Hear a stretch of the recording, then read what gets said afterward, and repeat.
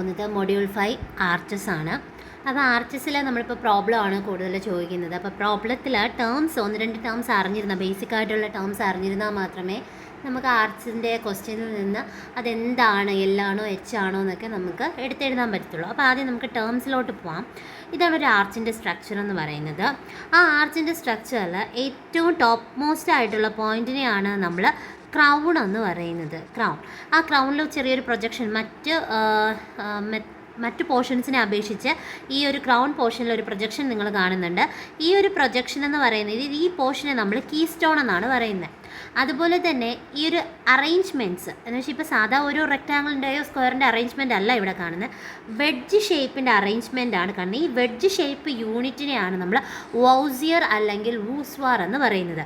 ഈ wedge shape അടുക്കി വെച്ചിട്ടാണ് നമ്മൾ എന്ത് ചെയ്യുന്നത്, ഒരു ആർച്ച് പോലെ നമ്മൾ സെറ്റ് ചെയ്തിട്ട് വരുന്നത്. ഓക്കെ, ഇനി ഇതിൽ അടുത്തൊരു ടേമാണ് റൈസ് എന്ന് പറയുന്നത്. റൈസ് വളരെയധികം ഇമ്പോർട്ടൻ്റ് ആണ്. സ്പ്രിങ്ങിങ് ലൈനും അതുപോലെ ഈ പറയുന്ന ഈ ഒരു സർഫസ് എന്ന് വെച്ചാൽ ഇൻട്രാഡോർസ് എന്നാണ് പറയുന്നത്. ഇതിനിടയിലുള്ള വേർട്ടിക്കൽ ഡിസ്റ്റൻസിനെയാണ് റൈസ് എന്ന് പറയുന്നത്.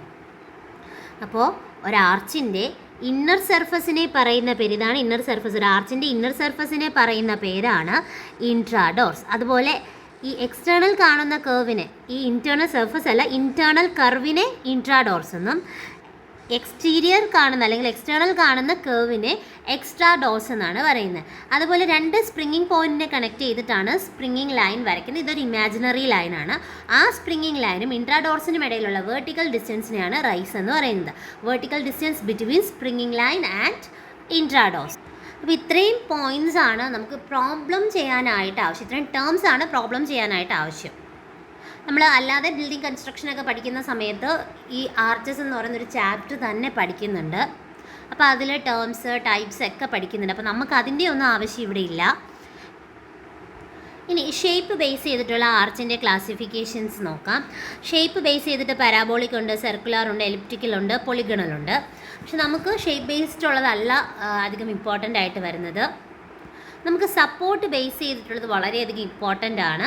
അപ്പോൾ സപ്പോർട്ട് ബേസ് ചെയ്തിട്ട് 3 ഹിഞ്ച്ഡ് ഉണ്ട്, 2 ഹിഞ്ച്ഡ് ആർച്ച് ഉണ്ട്, അതുപോലെ ഫിക്സഡ് ആർച്ച് ഉണ്ട്. അപ്പോൾ നമുക്ക് കൂടുതലായിട്ട് ചെയ്യുന്നത് 3 ഹിഞ്ചും 2 ഹിഞ്ചും ആണ്. അതിൽ 3 ഹിഞ്ച് തന്നെ 2 ടൈപ്പിലുണ്ട്, സെഗ്മെൻ്റൽ ആർച്ചും പാരാബോളിക്കും ആർച്ച്. അപ്പോൾ ഈ പാരാബോളിക്കും സെഗ്മെൻറ്റിൻ്റെ പ്രോബ്ലംസ് നമുക്ക് ചെയ്യാനുണ്ട്. ഇനി എന്താണ് ലീനിയർ ആർച്ച് അല്ലെങ്കിൽ തിയററ്റിക്കൽ ആർച്ച് എന്ന് നോക്കാം. ലീനിയർ ആർച്ച് അല്ലെങ്കിൽ തിയററ്റിക്കൽ ആർച്ച് എന്ന് വെച്ചാൽ പൊതുവേ നമ്മുടെ ആർച്ചിൻ്റെ ഷേപ്പ് എന്ന് പറയുന്നത് ഈ ഒരു ഷേപ്പാണ് ആർച്ചിൻ്റെ ഷേപ്പ്. ഇനി ലോഡ് ആക്ട് ചെയ്യുന്നതിനനുസരിച്ച് ഇവിടുത്തെ ലോഡ് ആക്ട് ചെയ്യണം. ആ ലോഡ് ആക്ട് ചെയ്യുന്നതനുസരിച്ച് ആ ആർച്ചിൻ്റെ ഷേപ്പ് കണ്ടില്ലേ ലീനിയറിലായിട്ടാണ് വേരി ചെയ്യുന്നത്. അങ്ങനെയെങ്കിൽ അതിനെയാണ് നമ്മൾ ലീനിയർ ആർച്ച് എന്ന് പറയുന്നത്. അത് ലോഡ് അപ്ലൈ ചെയ്യുന്നതനുസരിച്ച് വേരി ചെയ്തുകൊണ്ടേയിരിക്കും. ഇനി ആക്ച്വൽ ആർച്ച് എന്ന് പറയുമ്പോൾ നമ്മൾ നോർമലി കാണുന്ന ആർച്ചില്ലേ എന്ന് വെച്ചാൽ നോർമൽ ആ ഒരു സെമി സർക്കിൾ അല്ലെങ്കിൽ ആ ഒരു കർവ് പോർഷൻ വരുന്നില്ലേ, അതിന് തന്നെയാണ് ആക്ച്വൽ ആർച്ച് എന്ന് പറയുന്നത്. നെക്സ്റ്റ് തിയറമാണ് എഡ്ഡീസ് തിയറം. എഡ്ഡീസ് തിയറം എന്ന് പറയുമ്പോൾ it states that bending moment at any section of an arch is proportional to vertical intercept between linear arch and the center line of actual arch having the same span and horizontal thrust for a given system of law. അപ്പോൾ Eddie's തിയറത്തിൽ പറയുന്നത് ഒരു ആർച്ചിൻ്റെ ഏതെങ്കിലും ഒരു section അല്ലെങ്കിൽ ഏതെങ്കിലും ഒരു പോയിൻറ്റിൻ്റെ bending moment നമ്മൾ consider ചെയ്യുകയാണ്.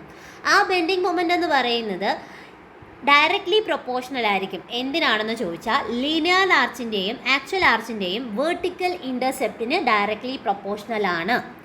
അപ്പോൾ എന്തായിരിക്കും ഈ ലീനിയർ ആർച്ചിൻ്റെയും ആക്ച്വൽ ആർച്ചിൻ്റെയും ആ ഒരു വേർട്ടിക്കൽ ഇൻ്റർസെപ്റ്റ് എന്ന് വെച്ചാൽ, നമുക്കിപ്പോൾ ഒരു ലീനിയർ ആർച്ച് എന്ന് പറയുമ്പോൾ പല ലീനിയർലി വേരി ചെയ്യും ലോഡ് വരുന്നതനുസരിച്ച്. അതേസമയം ആക്ച്വൽ ആർച്ച് എന്ന് പറയുമ്പം ആ ഒരു കർവ് പോർഷൻ മെയിൻറ്റെയിൻ ചെയ്തായിരിക്കും വരുന്നത്.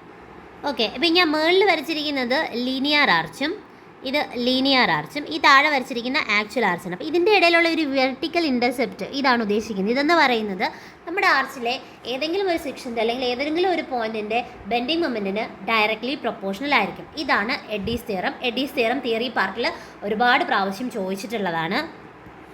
ഫിഗർ അടക്കം വരയ്ക്കുക.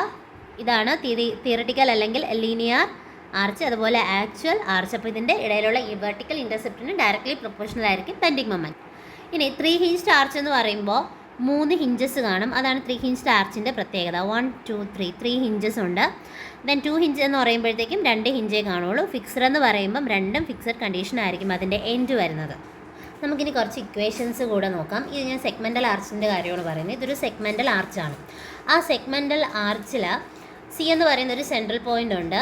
ഈ എ ബി എന്ന് പറയുന്ന ലൈനും സിയും തമ്മിലുള്ള ആ ഒരു വേർട്ടിക്കൽ ഡിസ്റ്റൻസിനെയാണ് നമ്മൾ റൈസ് എന്ന് പറഞ്ഞത്.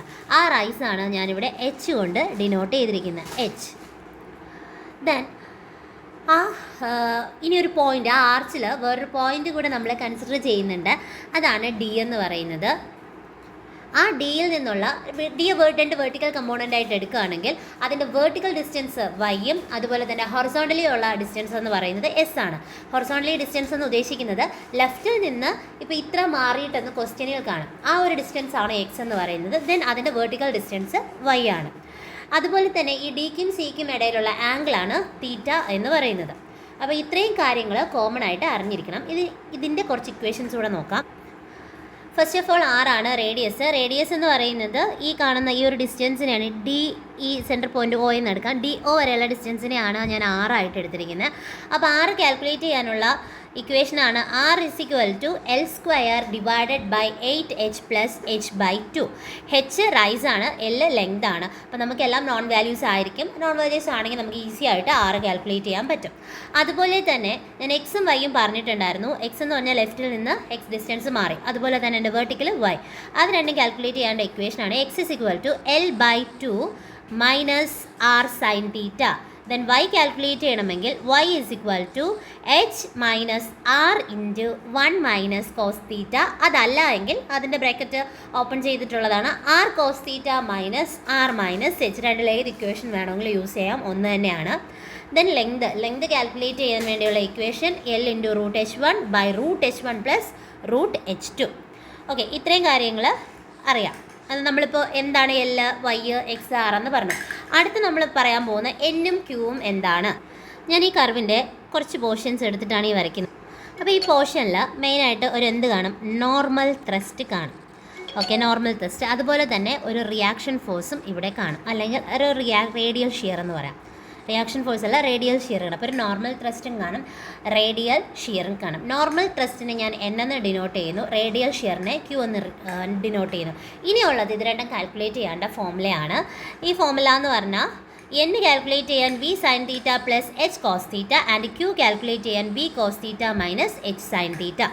അപ്പോൾ ഇത്രയും ഇക്വേഷൻസ് പഠിച്ചു വെച്ചിരിക്കണം, ഇമ്പോർട്ടൻ്റ് ആണ്. പ്രത്യേകിച്ച് സെഗ്മെൻ്റൽ ആർച്ച് ചെയ്യുന്ന സമയത്ത് നമുക്കിത് ഒരുപാട് ആവശ്യമായിട്ടുള്ള ഇക്വേഷനാണ്.